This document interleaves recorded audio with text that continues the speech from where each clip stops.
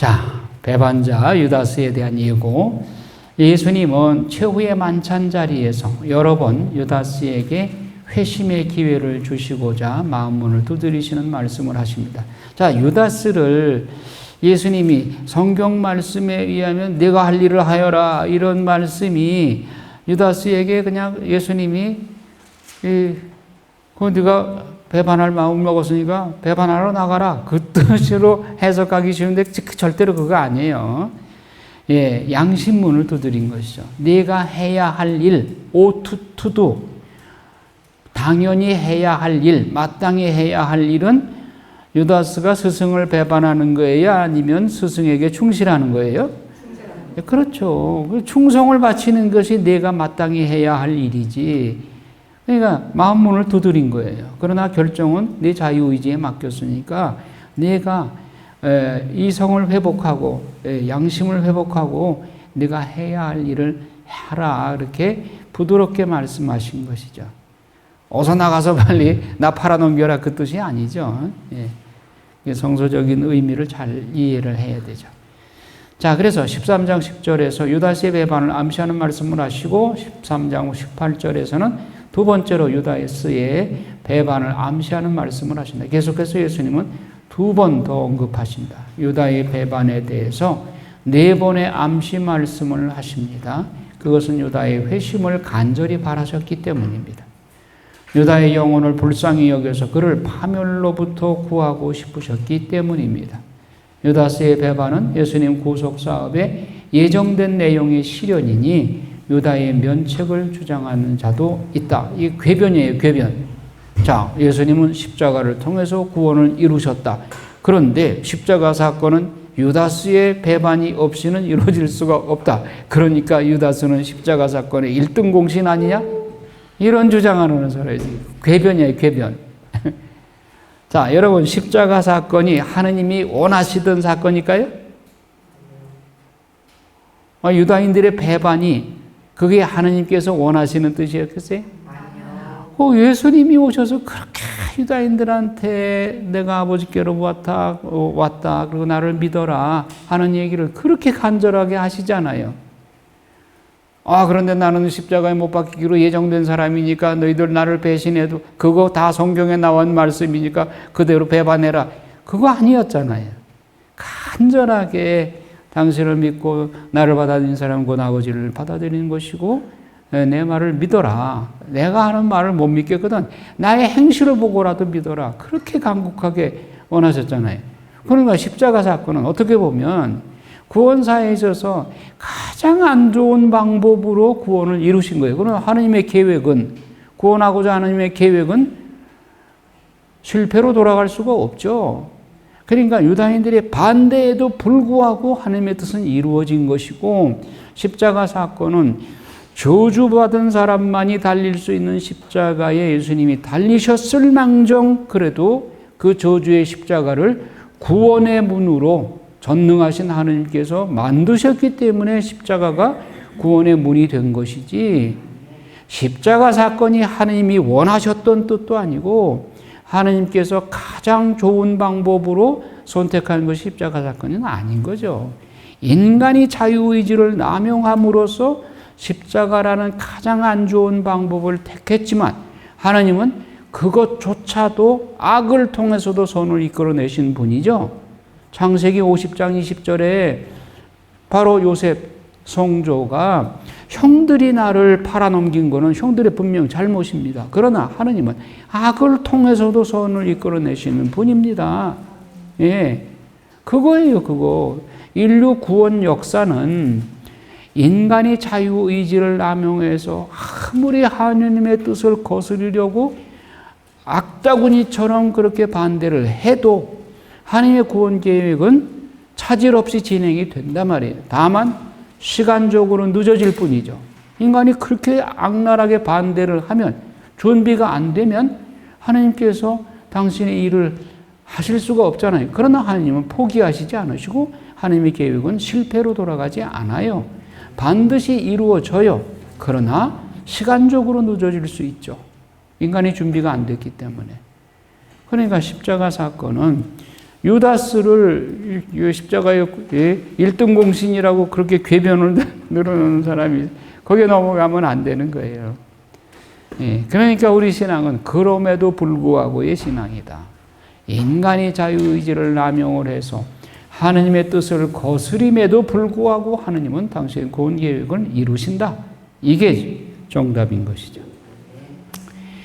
자, 그래서 유다의 그 영혼을 불쌍히 여겨서 예수님이 계속해서 그에게 회개의 기회를 주시죠. 십자가를 지고 가시다가 뒤돌아보시죠. 누구 바라보시는 거예요? 유다스 바라보는 거예요. 지금이라도 늦지 않았다. 내 자비의 눈길에 네 눈을 한 번만 돌려서 내 자비의 눈길과 마주치기만 해도 너는 자비를 입을 수 있다. 그래서 바라보신 거죠. 그러나 유다스는 실망하고 가서는 자살해 버리잖아요. 자, 그러나 유다스가 아니라도 예수님은 이미 지명된 사형수이기에 유다 지도자들의 손에 붙잡혀서 돌아가시는 것은 기정사실이다. 자, 첫 번째 회심회로의 초대. 목욕을 한 이는 온몸이 깨끗하니 발만 씻으면 된다. 너희는 깨끗하다. 그러나 다 그렇지는 않다. 다 그렇지는 않다가 유다스를 말하는 것이죠. 유다를 향한 회개의 초대였습니다. 유다는 스승 예수님께서 자기의 발을 씻어주시는 체험을 했습니다. 그러나 그는 회개하기보다 마음을 더 모질게 먹었을 뿐입니다. 완고해진 것이죠, 마음이. 두 번째 회심의 초대. 내가 너희를 모두 가리켜 말하는 것은 아니다. 내가 뽑은 이들을 나는 안다. 그러나 제 빵을 먹던 그가 발꿈치를 치켜들며 저에게 대들었습니다. 라는 성경 말씀이 이루어져야 한다. 유다는 가슴이 뜨끔하였을 것입니다. 발꿈치를 치켜든 자가 누구인지 자신의 양심은 알고 있기 때문에 구약의 예언이 성취되기 위한 도구로 유다가 뽑혔다고 말할 수 있는가? 하느님은 유다를 악의 도구로 창조하셨다는 말인가? 아닙니다. 여러분, 예수님이 유다를 12제자로 뽑았을 때 너는 내가 나를 배반할 자로 너를 뽑아서 그랬을까요? 아니에요. 예수님이 유다스를 12 사도 중에 하나로 뽑은 것은 진심으로 그가 사도가 되기를 원하셨어요. 그리고 발도르다 책에 보면 어떻게 보면 12사도 중에 제일 많이 예수님이 유다스한테 관심을 가지고 많은 말씀을 하셨어. 그 누구보다도 유다스에게 예수님이 그렇게 정성을 쏟으셨어요. 발도르다 책 보시라고요. 9권, 10권에 보면 유다스에게 그렇게 긴 대화를 하셔요. 근데 유다스는 참 질긴 인간이야. 그렇게 스승 예수님과 반대로 나가요, 반대로. 마음이 그렇게 완고할 수가 없어. 그리고 그의 그 모병 습관, 잘못된 죄, 그러니까 음란의 마귀, 돈에 대한 욕심, 세속적인 권력욕, 예수님한테 자꾸 세상적으로 좀 유명해지라고 자꾸 충동을 해요. 예수님이 그 생각이 잘못됐다고 하는 것을 그렇게 오랫동안 가르치는데 안 들어요. 그리고 한 번은 그렇게 회개하고 뉘우치고 막 눈물을 펑펑 쏟고 회개하다가도 또 마귀한테 사로잡혀가지고 다시 본래의 마음으로 세속적인 욕심, 음란한 생각 뭐 이런 걸로 그냥 또 다시 넘어지죠. 그러니까 예수님이 유다스의, 그럼 예수님은 뭐 유다스의 과거, 현재, 미래를 다 아실 텐데 그럼에도 불구하고 12사도도 안에 뽑으셨는가? 원래 사실은 유다스를 예수님이 생각 안 하고 계셨는데 유다스가 와서 자꾸 나도 제자단에 뽑아달라고 애걸복걸을 해서 뽑아줬어요. 뽑은 이상은 예수님께서 유다스에게 정성을 다해서 바른 길로 이끌려고 노력을 많이 하셨어요. 그러니까 하나님은 우리 인간을 일회용으로 쓰고 버리려고 뽑는 사람 한 사람도 없어요. 하나님은 성실하신 분이요. 그러니까 누구도 악의 도구가 돼서 자기 자유의지 남용으로 악의 도구가 된 사람일지라도 하나님은 절대로 그를 일회용으로 한번 쓰고 버리려고 선택하지 않습니다. 사울왕, 다윗 앞에 사울왕, 그 일회용으로 쓰고 잠깐 쓰다가 버리려고 사울을 뽑았는가? 절대로 아니에요. 사울을 하느님께서는 정성을 다해서 첫 번째 왕으로 그를 성군으로 만들려고 그렇게 애를 쓰셨어요. 그러나 그가 자유의지 남용으로 자기 명예, 권위 이런 거 내세우고 하나님 뒷전으로 몰고 하나님을 자꾸 뒷전으로 몰고 인간적인 욕심으로 나가니까 결국 하나님께서 실망하고 사울을 내치신 것이죠. 그러니까 우리 인간을 하나님은 절대로 일회용으로 쓰고 버리려고 그렇게 선택하신 거 아닙니다. 정치인들이 막 쓰고 효용가치 없으면 버리고 그런, 하나님은 절대로 그러면. 그래서 하나님은 성실하신 거예요. 유다스한테도 하나님은 정성을 다하신 거예요. 자, 유다 자신도 자신의 행동이 불의한 것임을 자인한다. 그가 수석 사제들과 원로들을 찾아가서 자기가 무고한 사람의 피를 팔아서 죄를 범했다고 시인하면서 은돈 30잎을 돌려준다. 그러죠. 그걸 가지고 이제 유다인들은 또 뭐 땅을 사죠. 자, 세 번째 회심회로의 초대. 너희 가운데 한 사람이 나를 팔아넘길 것이다. 이것도 유다스가 들을 때 가슴이 뜨끔 양심의 가책을 느끼게 말씀을 하신 거죠. 그때라도 늦지 않았죠. 회개할 수 있으면은.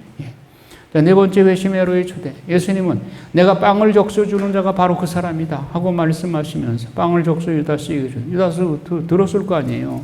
그러면 그때라도 회개했어야 되죠. 예수님은 자신을 배반할 사람에게 끝까지 환대의 표시로 빵을 적셔 유다에게. 여러분, 예수님이 빵을 적셔주는 12사도들한테 다 나눠준 거 아니에요. 유독 유다스에게만 특전을 베푼 거예요. 빵을 적셔서 직접 입에 넣어주는 거는, 이건 아주 유다스에게 예수님이 특별한 환대예요. 그러나 유다는 스승 예수님의 사랑과 우정의 환대를 배반한다. 예수님은 유다의 발을 씻어주셨고, 네 차례나 말씀으로 회심을, 네 차례나 말씀의 회심을 촉구하셨고, 성태성사를 제정하시어 모든 인간의 죄를 씻는 당신 살과 피를 주셨다. 그런데도 유다는 예수님의 거듭된 호의를 박차버리고 예수님을 배반합니다. 이제 그는 하느님의 구원 사업에 선택된 사도로서의 영광된 은총을 거부하고 악마의 하수인으로 전락한 것입니다. 그래서 예수님께서 내가 차라리 태어나지 않은 것만도 못하다 이렇게 말씀하시잖아요. 유다가 대사제 일당에게 예수님을 팔아넘긴 행위와 사내들이니 빌라도에게, 빌라도가 병사들에게 넘겨준 행위 등을 모두 넘겨주다라는 동사를 사용합니다. 넘겨주다. 유다가 예수님을 유다 최고의회에 넘겨주었다. 유다 최고의회가 예수님을 빌라도에게 넘겨주었다. 빌라도가 예수님을 병사들에게 넘겨주었다. 성경 말씀에 이런 귀절들이 나오죠. 예수님의 가상칠언 중에 아버지 저들을 용서해 주소서, 저들은 자기들이 무슨 일을 하는지 모르기 때문입니다 라는 용서의 대상은 당신을 십자가에 매단 병사들이 주 대상이 아니라 당신을 넘겨준 자들의 죄, 넘겨준 자들의 죄가 더 크다 하는 말씀하시죠. 그러니까 실제로 물리적으로 예수님한테 편태를 가하고 십자가에 못 박고 한 사람들, 병사들은 시키는 대로 하니까 그 사람들의 죄보다도 예수님을 넘겨준 사람들, 자기들이 그 고난이잖아요. 고난 행사를 이렇게 나쁜 짓을 했기 때문에 그 사람들의 죄가 더 큰 죄인 거죠. 예수님은 빌라도에게 네가 위로부터 받지 않았다면 나에게 대해 아무런 권한도 없었을 것이다. 그러므로 나를 너에게 넘겨준 자의 죄가 더 크다. 대사제들이 죄가 더 크다. 자, 그러므로 예수님의 이 용서의 기도 속에는 위에 언급하였듯이 예수님을 넘겨준 자들이 주요 대상자들이다. 이 중에 유다가 으뜸자리에 놓인다. 대사제에게 예수님을 넘겨준 첫 번째 사람이 유다니까. 여기서 유다의 죄가 이 세상 죄 중에 가장 큰 죄라고 할지라도 그보다 더 큰 죄는 하느님의 자비에 대한 불신이다. 그러니까 유다가 예수님을 팔아넘긴 죄가 인류 죄 중에 가장 큰 죄야. 하지만 그보다 더 큰 죄는 예수님께서 내 죄를 용서하실 수 없어 라고 하는 실망, 예수님의 자비에 대한 실망, 이게 더 큰 죄라는 거예요. 무슨 말인지 아시겠죠? 우리가 하느님 앞에 아무리 큰 죄를 지었다 해도 그보다 더 큰 죄는 하느님의 자비가 나를 용서하지 못한다고 실망하는 거, 이게 더 큰 죄란 말이에요. 나 같은 죄인이 용서받을 수 있을까? 그거는 하느님의 자비를 불신하는 거예요. 하느님의 자비는 인간의 모든 죄를 다 합친 것도 다 용서할 수가 있는 거예요. 아무리 이 세상에 큰 죄라 하더라도 용서 못할 죄가 없어요. 하느님의 자비에는. 그러니까 최후의 일각까지 회개하는 영혼은 하느님은 끝까지 심판하지 않고 기다리고 계시는 거예요. 그래서 임종자의 회개를 시키는 것이 그렇게 중요한 거예요. 임종을 앞둔 사람이 세상에서 어떻게 살았든 간에 최후의 순간에 회개하고 하느님께로 돌아오고 하느님을 믿겠다고 선언만 하면 그의 죄는 용서받을 수 있고 지옥을 면할 수 있는 거예요. 그러니까 임종자를 도와주는 이 역할이 얼마나 중요해요. 영혼을 하나를 구하느냐 지옥으로 보내느냐, 이 갈림길에 있는 거예요. 임종자 옆에는 예수님과 마귀가 같이 서로 영혼 뺏기 위해서 있는 거예요. 예수님한테 이 영혼을 돌려드리는 것이 임종자를 돕는 사람의 역할인 거예요. 그래서 누가 임종한다고 그러면 열일 제쳐놓고 가셔서 그를 회개시켜서 한 영혼을 구하시기를 바라요. 예. 하느님의 자비에는 한계가 없다. 그러나 뉘우침으로 하느님의 자비를 받아들이기를 굳이 거부하는 사람은 죄의 용서와 성령께서 베푸시는 구원을 물리치는 것이므로 이러한 완고함은 죽을 때까지 회개하지 않게 하고 영원한 파멸로 이끌어갈 수 있다. 가톨릭 교리서 1864항에 말씀이 나와요. 유다는 여러 번의 회개의 기회를 물리치고 구원의 기회를 자기 발로 걷어찼어요. 그러니까 회개의 기회가 여러 번 있었음에도 불구하고 이걸 거절한 거예요. 자, 우리에게도 끊임없이 회심의 기회를 주님께서는 주십니다. 노아가 방주를 만드는데 몇 년 걸렸을 것이죠. 수도 없이 망치 소리가 들릴 때마다 그들은 회심의 기회를 느꼈어야 올바른 양심을 가진 자들이었을 것이다. 즉 노아가 몇 년 동안 방주를 만들고 있을 때 세상 사람들은 비웃었어요.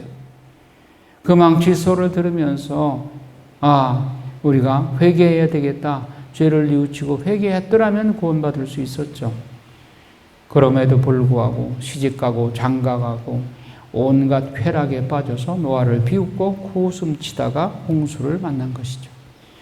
바빌론 유배 전 예레미야 예언자를 통해서 이스라엘에게 수없이 회심을 촉구하다가 지쳐서 하느님이 그러면 바빌론 유배를 기정사실로 정하고 유배라도 가서 순종하며 살면 보호를 해준다고 해도 고집부리며 이집트로 가면 안전할 것이라고 믿고 떠나는 백성들에게 하느님은 책벌을 가하시고 유배지에서 다니엘과 에제키엘을 통해서 계속 회심을 촉구하셨습니다. 자, 우리가 가라반달의 성모님께서 발현하셔서 마지막 회개의 기회를 단 몇 분 동안 주신다고 그랬죠? 예. 그러니까 하느님이 이제 종말의 시기에 오더라도 그 전에 다만 몇 분이라도 회개할 수 있는 기회를 주신대요. 그러면 그때까지 기다리면 되지. 그거 아니잖아요. 예, 지금부터 회심을 해야지. 예, 그래서 그때 가서 당황하지 않도록. 그러니까 우리 전주성삼 노래에도 산천 초목 벌벌 떠로 진동을 하며 그때에는 자기 복중을 치며 자기 죄를 통하여 우는 소리가 온 세상 천지 만물을 진동을 하도다. 그런 말이 나와요. 그때 가면은 정말 회심의 기회를 한번 놀라운 그런 하느님의 역사가 일어나는데, 그때는 모두가 자기 복중을 치면서 회개하는 소리가 진동을 한다는 거예요. 우리가 그때까지 스릴 있게 기다리려고 하지 말고 지금부터 준비를 해야 돼요. 자, 오늘도 하느님은 우리를 향해 당신의 자비로 계속 회심을 촉구하고 계신다. 마음 산란해하는 예수님과 당황하는 제자들, 산란하다는 단어를 3번 사용하신다. 매번 죽음의 공포와 관련되어 있는 말씀입니다. 라자로의 죽음 앞에서도 산란해하셨고, 당신에게 닥쳐올 죽음을 예고할 때도 그랬고, 12제자 중 유다의 배반을 앞두고 있을 때도 그러셨어요. 자, 사랑받는 제자와 유다, 사랑받는 제자 요한 사도, 예수님 우편에, 유다는 왼편에 앉았습니다. 사랑받는 제자인 요한은 마음속에 예수님과 사랑의 일치를 이루고 있었고, 유다는 마음속에 비열한 배반을 꿈꾸고 있었어요. 예수님은 당신 좌우의 영광스러운 자리에 유다를 초대한 것이에요. 회심을 기대하면서. 하지만 자유의지 남용으로 인해 불행의 주인공이 되었어요. 패션 오브 크라이스트가 방영되자 안티크리스도들이 다빈치 코드라는 해괴망측한 영화를 만들어서 순진한 신자들을 산란케 만들었죠. 예수님과 마리아 막달레나를 연인 관계로 묘사하는 엉터리 독극물 영화를 만들었어요. 여러분 이 얘기 다 아시죠? 예. 그러니까 패션 오브 크라이스트를 보고서 많은 사람들이 회개하고 가톨릭으로 돌아오고 하는데, 그걸 시기 질투한 마귀가 그 작가를, 다른 어떤 작가를 충동해가지고, 예수님과 마리아 막달레나가 연애했다. 그리고 최후만찬에 예수님 옆에 있는 그 사도 요한이 좀 여자 모습처럼 그렇게 묘사가 됐어요. 그 여자를 거기 막달레나를 그 옆자리에 앉았다. 이런 엉터리 같은 주장을 한 거예요. 아니, 여러분, 최후의 만찬 자리는 성모님도 안 계셨어. 성모님도.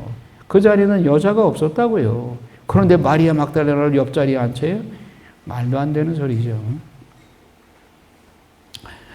레오나르도 다빈치의 최후 만찬 그림에서 예수님 오른쪽에 앉아있는 사람이 여자 모습으로 오해받을 수 있다는 점을 상상력을 동원하여 독극물 영화를 창작해낸 것이다. 요한 사도가 가장 나이가 어렸으므로 작가는 그를 귀엽게 젊게 표현하기 하다 보니까 여성처럼 보일 수도 있어요. 만일 막달레나가 그 자리에 있었다면 예수님과 12사도를 합쳐서 14명이 되어야 되잖아요. 그게 14명이 아니잖아. 12명이잖아요. 12명과 예수님. 예. 엉터리로 가톨릭 신앙을 음해하기 위한 사탄의 음모가 숨겨져 있는 영화이죠. 근동 문화에서 만찬의 주빈이 식탁에 초대받은 사람에게 빵 조각을 맛있는 소스에 찍어 건네주는 것은 아주 특별한 환대와 우정의 표시예요. 그걸 예수님이 유다스에게 한 거예요. 당신을 배반할 사람, 그 사람을 이렇게 특별 대우를 한 거예요. 그런데 요한이 배반할 자가 누구냐고 묻자 예수님은 내가 빵을 적셔주는 사람이라고 대답하십니다. 그러나 요한 사도도 유다가 설마 주님을 배반하리라고는 상상도 하지 못했다. 유다가 그 빵을 막 받자 사탄이 그에게 들어갔다. 사탄이 유다를 완전히 장악하였다는 뜻이다. 그 전까지는 사탄이 밖에서 유다를 유혹했는데 이제부터는 그를 완전히 소유해 버렸어요. 마치 점령군처럼 유다의 영혼을 사탄이 완전히 조종할 수 있게 된 것입니다. 사탄이 유다를 완전히 점령하기까지는 점진적인 과정을 거쳐서 형성되어 온 것입니다. 사탄이 한 영혼 안으로 들어가기 위해서 찾는 취약한 부분은 그 사람이 갖고 있는 죄스러운 경향과 취약한 부분입니다. 그 사람이 갖고 있는 무질서한 애착과 어두운 성향, 취약점 등을 집중 공략합니다. 이게 발도르다 책에 보면 유다스가 자기의 약점 때문에 고민하는 내용도 나와요. 인간적인 약점, 음란, 또 물질에 대한 욕심, 세상적인 욕망, 명예욕 이런 거. 그거 때문에 자기도 고민도 해요. 하지만 그냥 쉽게 또 그쪽으로 떨어져. 그리고 그걸 또 정당화하기도 하고. 그러고 실수하고 들어와서는 다른 사도들한테는 또 아주 거짓말로 그럴싸하게 막 또 이렇게 변명하고 그래요.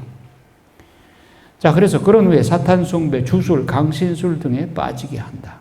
일단 한 사람이 취약점을 건드려서 몇 차례 넘어뜨리는 데 성공하면 어느 순간부터는 그 사람 안에 들어가 완전히 소유해 버린다. 이게 이제 부마자가 되는 것이죠. 마귀에 완전히 사로잡힌 자. 그러면 유다의 어떤 취약점을 사탄이 건드렸을까? 요한복음서에는 유다의 탐욕을 언급한다. 이 유다의 탐욕을 건드려 유혹하고 스승을 팔아넘길 엄청난 악을 계획하기에 부추긴다. 다빈치가 그린 최후의 만찬의 모델에 얽힌 사연이 있다. 밀라노에 있는 도미니코 수도원의 부탁을 받아서 그림을 그리기 시작했습니다. 이제 6년 후에 예수님과 11명의 제자를 다 그릴 수가 있었어요. 그런데 배반자 유다의 모델을 찾아야 되는데 찾질 못했어요. 한참 모델을 찾기가 힘들었어요. 그런 어느 날 아주 험악한 얼굴을 하고 죄에 찌들고 비열한 얼굴을 한 사람을 발견했어요. 그래서 그를 모델로 선택해서 돈을 좀 주고 잠깐 앉아서 내가 좀 그림을 그리게 해달라. 유다의 얼굴을 완성했어요. 그런데 그가 그림이 완성된 후에 예수님의 모습을 가리키면서 저 얼굴의 주인공이 바로 6년 전의 나였습니다. 라고 폭로를 한 거예요. 6년 전에 예수님의 모습을 그릴 때는 그렇게 선한 사람이었는데 6년 후에 그렇게 나쁜 짓을 많이 하고 깡패들하고 올려다니고 거짓골을 하고 그렇게 다니다 보니 그렇게 험악한 얼굴이 된 거예요. 그러니까 유다스의 그 험상궂은 그 얼굴을 그린 그 얼굴이 바로 6년 전에 예수님의 얼굴이었다는 거죠. 그 사람은 6년 전 예수님의 거룩한 얼굴을 그릴 때는 19세의 깨끗하고 선한 얼굴이었으나 6년 동안 완전히 타락하여 지금의 흉악한 몰골이 되었노라고 고백했습니다.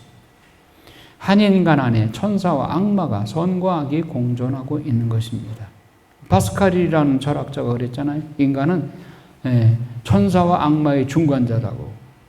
천사가 될 수도 있고 악마가 될 수도 있어요. 여러분, 사자나 곰이나 이 호랑이는 자기 배부르면 다른 짐승 안 건드려요. 그렇죠? 사람은 어때요? 배부르다고 사람을 해치지 않나요? 사람의 욕심은 한이 없어요. 돈 1,000억을 가지고 있는 사람이 그걸로 만족하느냐 그러면 조금 더 벌어야죠. 권력을 쥔 사람이 그 권력으로 만족하느냐 하면 조금 더 높이 올라가야죠. 그래. 인간이 타락하면 동물보다도 더 못합니다. 그래서 성령께서는 우리의 약함을 돌보아 주시면서 우리가 생명의 삶을 살도록 인도하시고 사탄은 우리의 취약한 부분을 건드리면서 육신의 욕망과 세속적인 이해를 따라 살도록 유혹한다. 선택은 우리의 자유의지에 달렸다. 인간은 조각하기 위한 돌이다. 여기에 신의 모습을 조각하는 것도 악마의 모습을 조각하는 것도 각자의 자유이다. 에드먼드 스펜서가. 자, 밤에 때는 밤이었다. 유다가 나간 시간이. 예수님이 유다에게 네가 하려는 일을 어서 하여라 라는 말씀을 듣고 유다는 예수님과 제자 그룹을 떠나서 밖으로 나간 시간은 밤 시간이었다. 유다가 빵을 받고 바로 밖으로 나갔다. 때는 밤이었다 라고 말하죠. 여기서 나갔다는 떨어져 나갔다 라는 의미이죠. 요한복음에서 받은 상징적인 의미로 쓰인다. 그것은 빛이신 예수님에 대한 불신이나 반대 세력을 상징하거나 예수님으로부터 단절된 암흑 상태를 상징하는 것입니다. 니고데모가 예수님을 찾아간 시간도 밤이었고 제자들이 풍랑을 만나 안절부절 못하던 때도 밤이었습니다. 이것은 모두 그리스도로부터 단절된 암흑 상태를 가리킵니다. 유다의 경우도 빛이신 예수님을 배반하는 자가 되어서 어둠 속으로 사라집니다. 인간의 자유의지, 죄는 인간 정신의 자유로운 선택에서 옵니다. 인간은 외부의 강요나 제재 없이 자신의 자유의지로 죄를 짓습니다. 최초의 인간도 자신의 자유의지로 선악과를 따먹었습니다. 하느님이 인간에게 무한대의 자유를 허락하신 것은 인간을 향한 그분의 사랑 때문입니다. 인간이 그냥 동물처럼 그 본능에 따라 움직이게 한다면, 인간의 자유의지가 없다면, 하느님은 그런 사랑을 받기를 원하지 않으셔요. 하느님은 당신의 사랑이 너무나도 고귀하기 때문에 인간이 자유의지로 악을 택하지 않고 선을 택해서 하느님을 사랑하기를 원하시는 거예요. 그것이 귀한 것이지, 본능적으로 사랑하지 않을 수 없게끔 만들어서 사랑하게 한다면 그거 별로 귀할 것도 없죠. 자, 예수님의 사랑받는 제자 요한 사도, 예수님의 사랑받는 제자는 사도 요한이고, 그가 예수님을 따라다니면서 들었던 가르침과 보았던 행적들을 요한 공동체 안에 물려주었고, 요한 공동체의 한 제자가 사도 요한이 전해준 증언을 기록했으며, 최종 편집자가 오늘날 우리가 보고 있는 요한복음서의 완성자이다. 그는 얼마나 훌륭한 신학적 깊이를 지니고 있었으면 오로고스 찬가를 기록했고 21장을 첨가할 정도였다. 우리라는 표현으로 자신이 요한 공동체의 일원이었음을 나타낸다. 그러니까 요한복음서를 쓴 원저자인 사도 요한은 그 1장 1절에서 18절까지와 또 21장 이후 그 내용은 요한복음 사가가 쓴 게 아니에요. 그 제자 중에 요한 공동체의 한 사람이 쓴 거예요. 그래서 1장 1절에서 18절, 21장 이하를 첨가한 거예요. 요한복음 사가가 쓴 내용은 그 이후부터 19절부터 그리고 20장까지 그 내용이라고 말할 수가 있는 거예요. 자, 21장 25절에 나는 요한복음서를 마지막으로 편집한 사람이에요. 요한 공동체의 한 사람. 자, 요한은 왜 자신의 이름을 밝히지 않았을까? 그것은 제작직 양성의 효과를 최대한 거두기 위함이다. 요한은 자신을 밝히지 않음으로써 모든 그리스도인들이 예수님의 사랑받는 제자가 될 수 있음을 알려준 것이다. 우리 모두는 그분의 사랑받는 제자인 것이다. 예. 당신은 사랑받기 위해 태어난 사람, 당신의 삶 속에서 그 사랑받고 있지요? 노래 있죠? 예. 태초부터 시작된 하느님의 사랑은 우리의 만남을 통해 열매를 맺고 당신이 이 세상에 존재함으로 인해 우리에게 얼마나 큰 기쁨이 되는지, 당신은 사랑받기 위해 태어난 사람, 지금도 그 사랑 받고 있지요. 당신은 사랑받기 위해 태어난 사람, 당신의 삶 속에서 그 사랑 받고 있지요. 그렇죠? 네. 우리는 사랑이 없으면 우리는 존재 가치가 없어. 우리는 사랑으로 태어났고 사랑으로 살다가 죽는 거예요. 자, 예수님 품에 기대어 앉아 있었다는 것의 의미, 로고스 창가에서 말씀이신 예수님이 하느님 아버지 품에 기대어 계신 모습과 똑같이 평행을 이룬다. 아무도 하느님을 본 적이 없습니다. 아버지 품에 기대어 계신 외아드님께서 그분을 알려주셨습니다. 이렇게 1장 18절에서 말씀하고 있죠.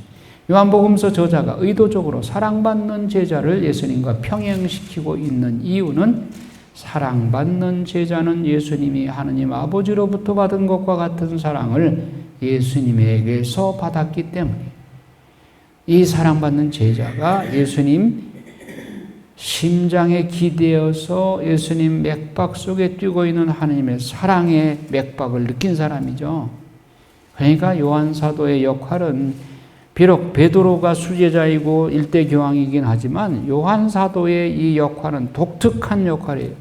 다른 누구도 대신할 수 없는 역할인 거예요. 그래서 이 요한 사도를 통해서 순교하지 않고 백수를 누리면서 하느님의 사랑을 지필하고 성경의 마지막 귀절을 쓰게 했던 거예요.